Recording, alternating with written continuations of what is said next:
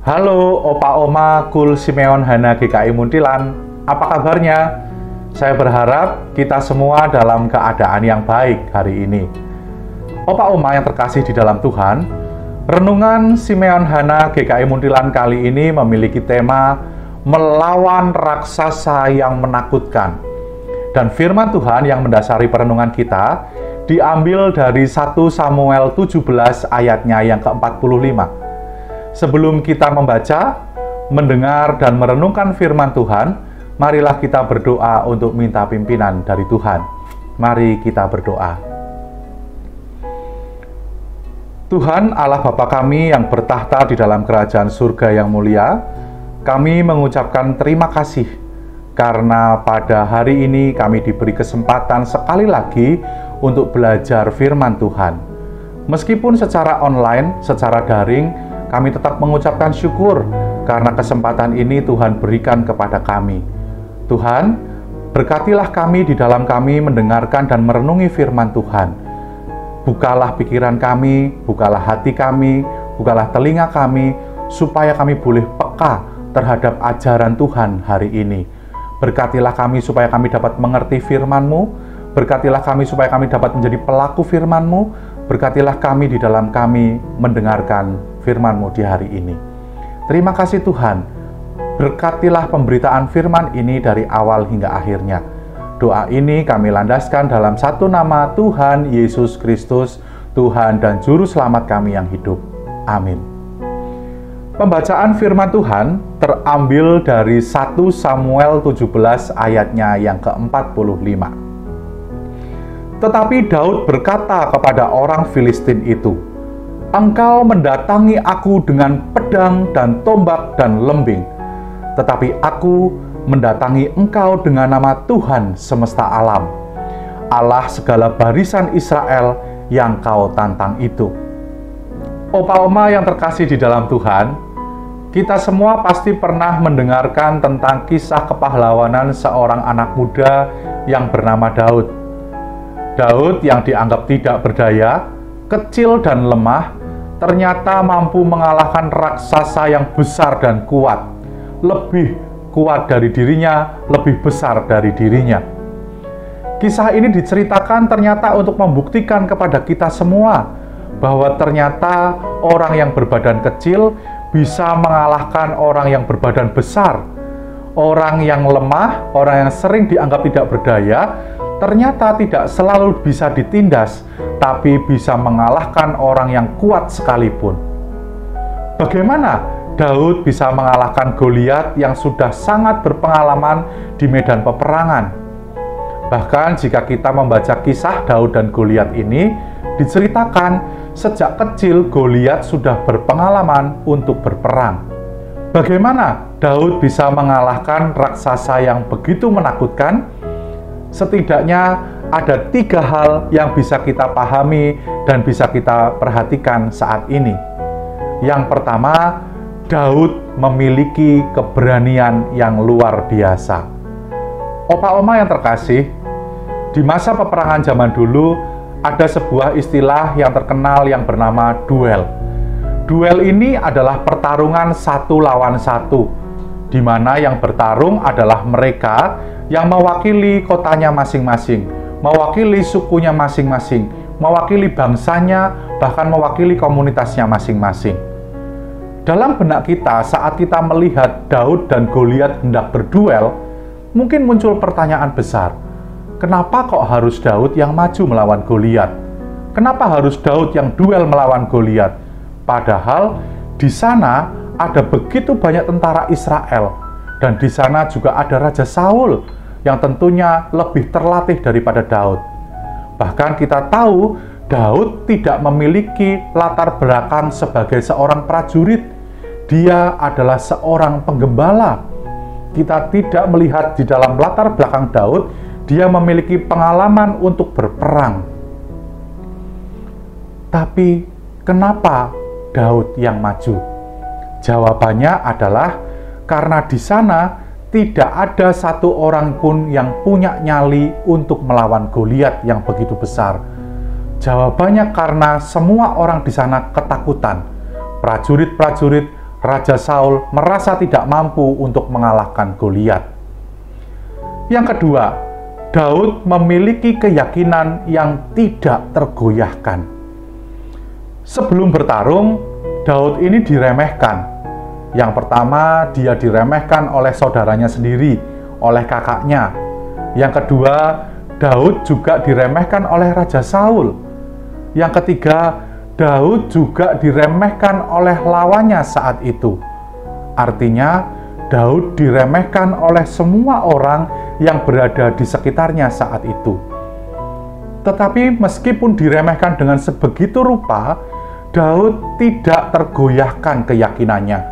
Daud tetap percaya diri, dia tidak minder, dan dia yakin karena selama ini dalam pengalamannya menjaga ternaknya, dia berhasil menghalau binatang-binatang buas yang hendak mengganggu, bahkan yang hendak memangsa ternaknya. Bahkan diceritakan Daud pernah melepaskan ternak dari mulut singa dan kemudian membunuh singa itu. Daud yakin dengan perasaannya. Daud yakin dengan keyakinannya. Yang ketiga, Daud mengandalkan Tuhan. Keberanian Daud saat hendak melawan Goliat didasari dari sebuah keyakinan bahwa Tuhan selalu membelanya. Tuhan selalu menyertainya, dan Tuhan selalu memenangkan dirinya pada saat dirinya berperang, berkelahi melawan hewan-hewan buas yang mengganggu dan memangsa ternaknya. Daud mengandalkan Tuhan karena dia percaya bahwa Tuhan akan selalu berada di pihaknya. Bahkan di dalam keyakinan Daud, sama sekali tidak terlihat kesombongan Daud. Segala yang Daud lakukan hanyalah untuk kemuliaan Tuhan. Opa Oma Kul Simeon Hana yang terkasih di dalam Tuhan. Mungkin ada dari antara kita yang saat ini sedang mengalami ketakutan, punya rasa takut terhadap COVID-19 yang infonya mulai naik lagi. Ada dari antara kita yang mungkin ketakutan atau khawatir tentang masa depan keluarga kita, atau sedang khawatir tentang kesehatan kita. Mungkin ada dari antara kita yang saat ini sedang bergumul ketakutan, khawatir berhadapan dengan raksasa besar kehidupan yang sangat menakutkan. Tetapi marilah kita saat ini menyadari bahwa sesungguhnya setiap kita yang hidup sebagai anak-anak Tuhan juga memiliki potensi yang besar seperti Daud, memiliki kemampuan seperti Daud yang bahkan kita, meskipun kita lansia, dapat menumbangkan raksasa yang begitu besar di dalam kehidupan kita. Memang tidak bisa kita pungkiri, raksasa besar yang muncul dalam kehidupan kita itu terkadang terlihat sangat menakutkan, seringkali membuat kita khawatir, dan kita sering bertanya-tanya, mampukah kita menghadapi raksasa yang menakutkan itu? Tetapi marilah kita menyadari bahwa di dalam perjalanan hidup opa oma semua hingga hari ini, ada begitu banyak pengalaman tentang raksasa-raksasa besar yang sudah opa oma kalahkan dalam kehidupan ini. Dan keberhasilan kita itu dalam mengalahkan raksasa-raksasa yang besar di dalam masa lalu kita bukan karena kebetulan, tetapi karena Tuhan yang berkenan di dalam kehidupan kita. Tuhan yang membuat kita mampu mengalahkan setiap raksasa yang ada di dalam kehidupan kita masing-masing. Dengan berbekal, berdasar pengalaman-pengalaman gemilang bersama dengan Tuhan saat mengalahkan raksasa-raksasa besar yang menakutkan di masa lalu kita. Saat ini, siapapun kita yang sedang berhadapan dengan raksasa besar kehidupan yang sangat menakutkan, mari kita percaya. Mari kita angkat wajah kita, mari kita yakin dan berani. Kita bangkit, sing-singkan lengan baju kita, maju untuk melawan raksasa yang besar sekalipun.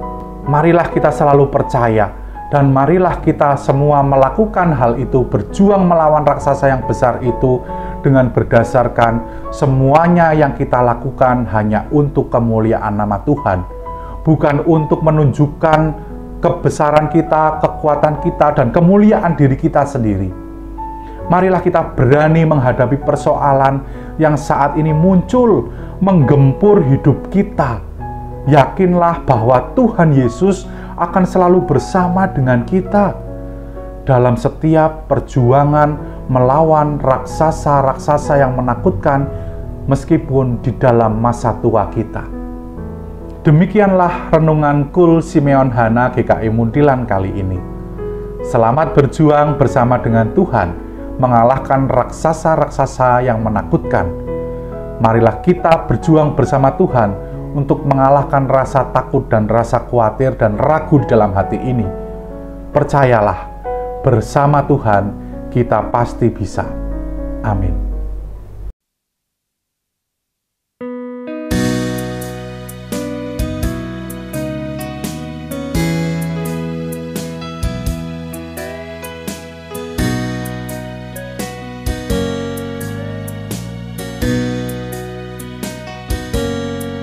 Siapa bilang lansia tidak berguna?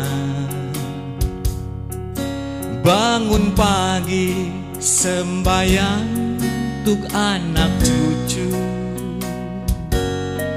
Siapa bilang lansia hanya hiasan? Meskipun tua tetap diperlukan. Banting tulang sudah sejak remaja. Meski hujan, meski panas, tidak masalah. Siapa bilang lansia hanya meminta? Jangan percaya orang punya cerita. Mengapa harus malu? Mengapa harus loyo? Rambut putih, kulit keriput, tidak masalah. Biar umur tinggal bonus, biar lutut harus dibungkus, tapi lansia tetap semangat di hari tua.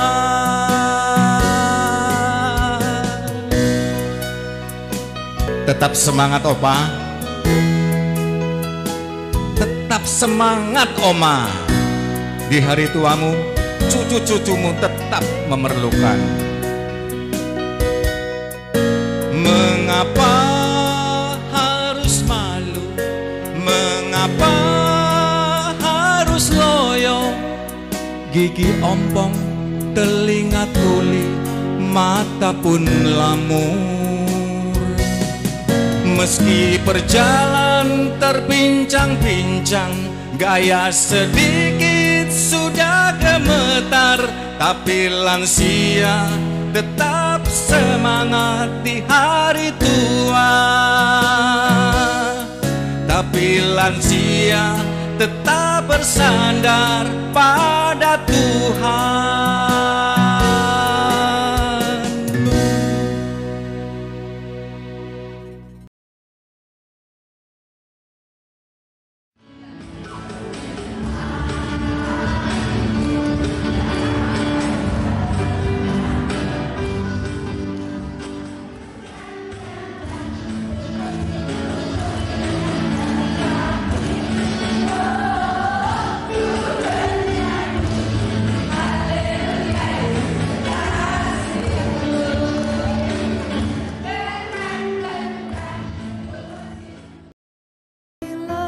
Saatnya nanti ku tak berdaya lagi.